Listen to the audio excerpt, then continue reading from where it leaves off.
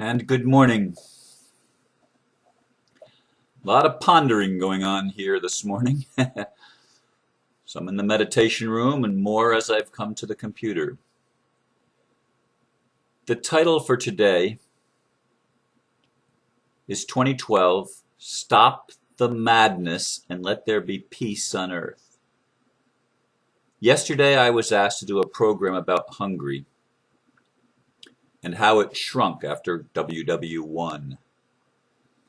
I felt stupid. It had barely registered from my history classes.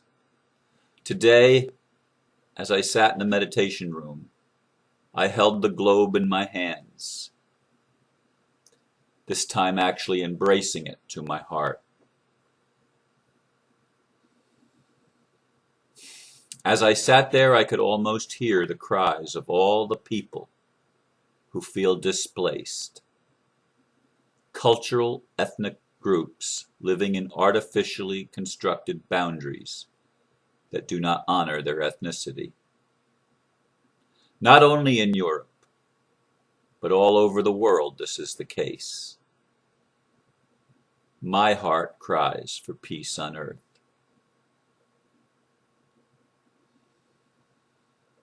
Indeed, as I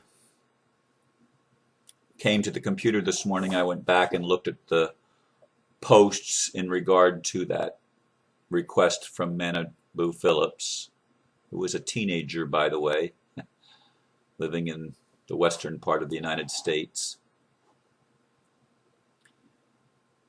And I read down the list, the entries, and I found it interesting.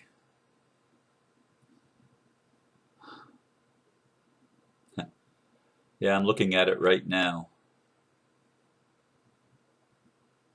Manabu, of course, is putting the blame on the Illuminati or the Zionists. I'm sure they had a role in it. And as I look down, my friend Renee says, my grandfather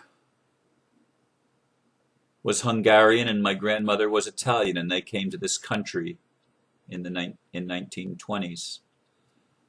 Must have had something to do with this.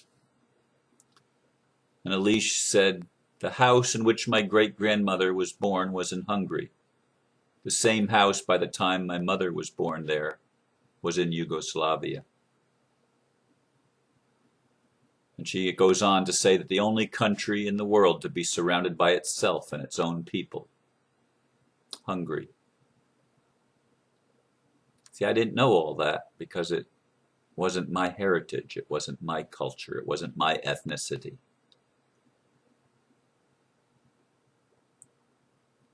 And she goes on, Elish does, the whole notion of borders is separation consciousness. Borders are bullshit. Flags are instruments of separation. Religions divide.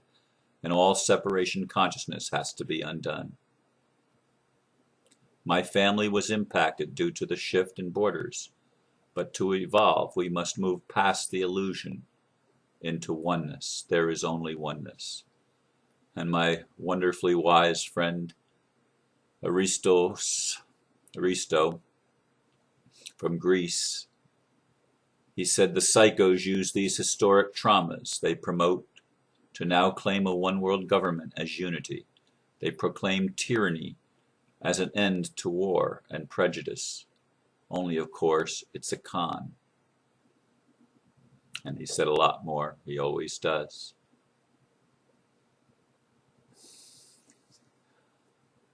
And I think, or I should say, I thought this morning of other ethnicities. The fights that have been going on in Kashmir.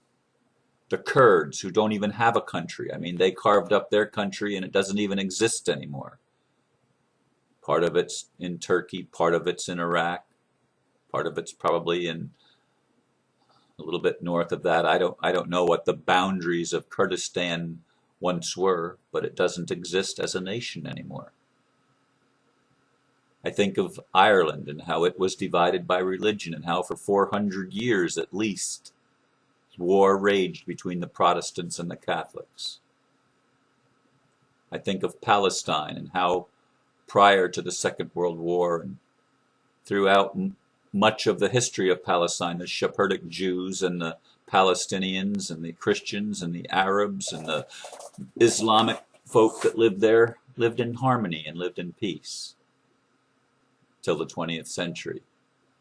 And the Zionists then did have a big role in it as they decide to carve the nation Israel and make war. It wasn't for the purpose of peace. It wasn't to fulfill some biblical prophecy, as Christian Zionists believe. It was to create more animosity. Because in our world, it seems those that have risen to power have been the tyrants, have been the insane ones, the sociopaths and the psychopaths, who seem to feed off of inhumanity to inhumanity. People being nasty to each other. And they promote it. And they force it upon people. You've got to hate because your ancestors were abused.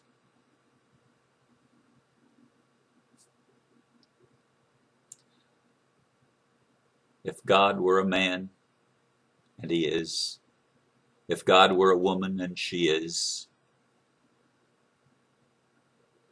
he and she must cry over the insanity of what our world has come to. Fighting over ethnic heritage, fighting over cultural differences, fighting over religious viewpoints. Fighting, fighting, fighting.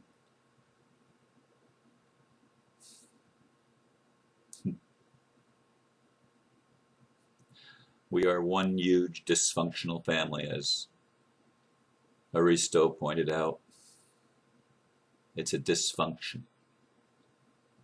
Unity, or I should say duality, has seemed to always lead to dueling with each other, fighting, fighting, fighting. Can't it also lead to dancing? Yesterday I also received a piece by Rumi, who was a Sufi poet, greatly revered in our day, perhaps even more so than his own. It's called The Guesthouse. And as it's been translated, this being human is a guest house. Every morning a new arrival. A joy, a depression, a meanness. Some momentary awareness comes as an unexpected visitor. Welcome and entertain them all. Even if they're a crowd of sorrows who violently sweep your house empty of its furniture, still treat each guest honorably. He may be clearing you out for some new delight. The dark thought, the shame, the malice, meet them at the door laughing and invite them in. Be grateful for whoever comes, because each has been sent as a guide from beyond.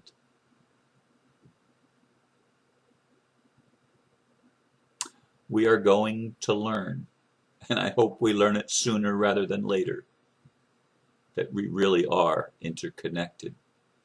We really do, as humans, share a commonality that unites us. We really are capable of loving one another, of healing our own wounds, of coming together in peace. We're capable of that. When we realize that our own ego, on a grand scale, masquerading as a would-be world ruler, masquerading as the power elite, masquerading as the Illuminati. It's all us, folks. It's in every one of us. And we have the choice. Are we going to be wise or are we going to be insane? Can we stop the madness and let peace reign upon the earth? It won't rain upon the earth till it rains in our own hearts. I have many ethnicities within me. And I'm not talking about the Dutch and the German and the French and the English that I'm aware of. I'm not talking about those ethnicities. All the religions are in me. And I'm not talking about Christianity, Judaism, Islam, Hinduism, Buddhism, Taoism, or any of the other isms. All cultures live in me. And I'm not talking about the Hungarian or the Greek or the Native American, or that list could be infinite.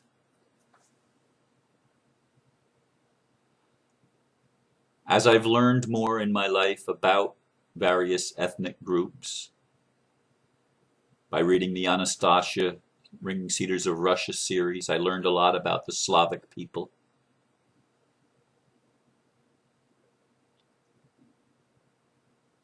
As I've learned about the Sephardic Jews, they've lived in peace wherever they've gone, pretty much, whether it's in Persia or wherever it is.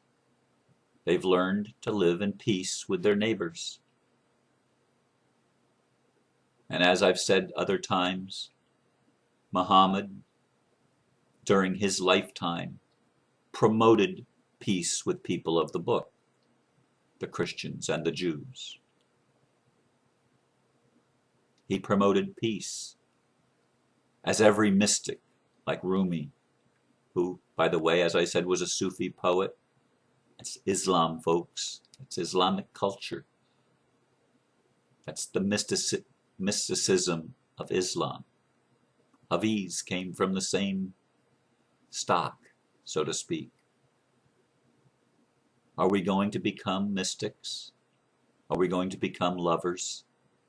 And I don't mean that in a sexual sense. I mean that in a spiritual sense. Are we going to recognize the diversity as a blessing and not a curse? Yeah, there's lots of people that have been displaced and wounded. In fact, all of us. We each contain it all. We really do. We even contain the tyrant, and the liar, and the manipulator, and the schemer. We contain them all. All these aspects are parts of you and parts of me. Every one of them. They're all in our guest house. How are we going to treat them? Shadow work, to me, is the most important work of all. It's the work where you learn to make peace with the parts of yourself that have been so easily rejected, that you've been taught are taboo. Whether it's your sexual preference, your sexual peculiarity, whether it's the color of your skin, or your religion, or your ethnic heritage, whatever it is, if it's the anger and the rage that have been implanted in your DNA, with historic roots that may go back millennia or centuries, who knows where some of these things began? They're part of you, and they're part of me. Are we going to grow up in 2012? Is this going to be the beginning of our real healing? Is this going to be the time when it actually manifests as something material in a material world, where we learn to lay aside our differences, where the Hungarians and the Romanians and the Slovakians and the Kurds and the Serbs and the Croats and all of these ethnicities that live in, and I know the Kurds are not part of that. I put that in there and that was incorrect, but there's so many ethnicities that live in the Iberian Peninsula. Warfare has been going on there for years. That was the beginning of the First World War. I do know that. The Austrian-Hungarian Empire. I do remember that. I don't remember a whole lot about it, but I do remember it as an entity. Are we going to be able to rise above it and to forgive ourselves for our own ignorance and our own insanity and stupidity? Are we going to let go of the hatred and the violence and the eye for the eye mentality?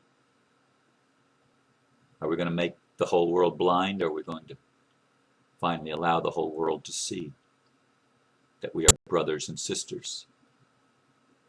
And ultimately we all came from the same place, from that which we call the divine, the God, the goddess. When are we going to allow our commonality to unify us instead of allowing our differences to divide us and create more and more war and conflict? These are our choices that we face in 2012. And I sincerely hope with all of my heart and pray with all of my being that I will be an instrument of peace, that I will make peace in me, so that all of the conflict that I have in my life and in my world can finally be brought to an end. That is my desire. That is my dream. If it's your dream, let's magnify that dream by whatever means we know how, and especially by embracing those parts of ourselves that we've labeled as negative. It's time to heal. It's time to grow up. It's time to mature and become wise. I leave you with these thoughts this morning. And thank you, Manabu, for leading me down this path. It may not be what you expected, but it's what Spirit has provided me. Namaste.